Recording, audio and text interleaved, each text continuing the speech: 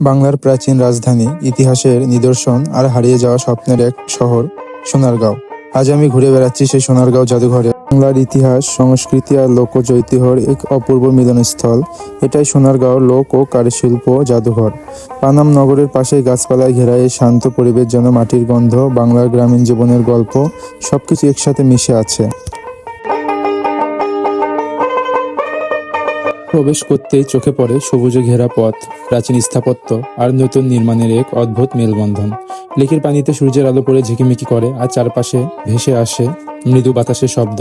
মনে হয় যেন সময় এখানে একটু থেমে গেছে।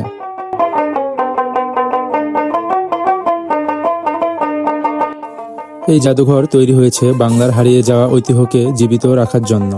এখানে আছে মৃৎশিল্প, বয়ন, কাঠখোদাই, নকশিকাঁথা, পাটশিল্প, সব মিলিয়ে গ্রামের মানুষ আর তাদের হাতের কাজ এক জীবন্ত সংগ্রহশালা।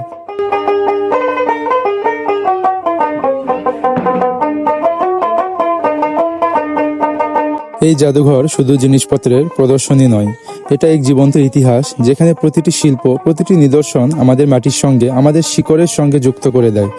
চারপাশে যতটা সুন্দর পরিবেশ, ততটা শিক্ষণীয় এই জায়গা। বড় বড় গাছের ছায়া বসে যখন দূর থেকে জাদুঘরের ভবন দেখা যায়, তখন মনে হয় আমরা যেন বাংলার আত্মাকে স্পর্শ করছি। এখানে প্রায়ই দেখা যায় শিল্পীরা হাতে কলমে কাজ করেছেন, কেউ নকশিকাঁথা সেলাই করেছেন, কেউ বাঁশ দিয়ে ঝুড়ি তৈরি করেছেন, আবার কেউ রং তুলি হাতে মৃৎশিল্পে প্রাণ দিচ্ছেন। দর্শনার্থীরা শুধু দেখে না, শিখতেও পারে। এটাই এই জাদুঘরের আসল সৌন্দর্য। পানাম নগরের পাশেই গাছপালায় ঘেরা এই শান্ত পরিবেশে যেন মাটির গন্ধ, বাংলার গ্রামীণ জীবনের গল্প সবকিছু একসাথে মিশে আছে। প্রবেশ করতেই চোখে পড়ে সবুজে ঘেরা পথ, প্রাচীন স্থাপত্য আর নতুন নির্মাণের এক অদ্ভুত মেলবন্ধন।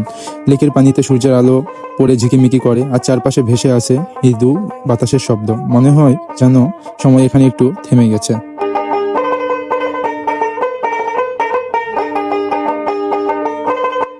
সোনারগাঁও লোক ও কারুশিল্প জাদুঘর আমাদের মনে করিয়ে দেয়, বাংলা শুধু একটি দেশ নয়, এটা এক বিশাল সংস্কৃতি, এক অনুভূতির নাম। যে সংস্কৃতির গভীরে আছে কারিগরের ঘাম, মাটির ঘ্রাণ আর মানুষের অবিরাম ভালোবাসা। শেষে দাঁড়িয়ে মনে হয় এই জায়গাটা শুধু একটা জাদুঘর নয়, এটা আমাদের ঐতিহ্য রক্ষক, আমাদের মাটির গল্পের এক জীবন্ত সাক্ষী। সোনারগাঁও শুধু ইতিহাস নয়, এটা এখনো বেঁচে আছে প্রতিটি বাঁশের বাঁকে, প্রতিটি মাটির রঙে আর প্রতিটি মানুষের হৃদয়ে।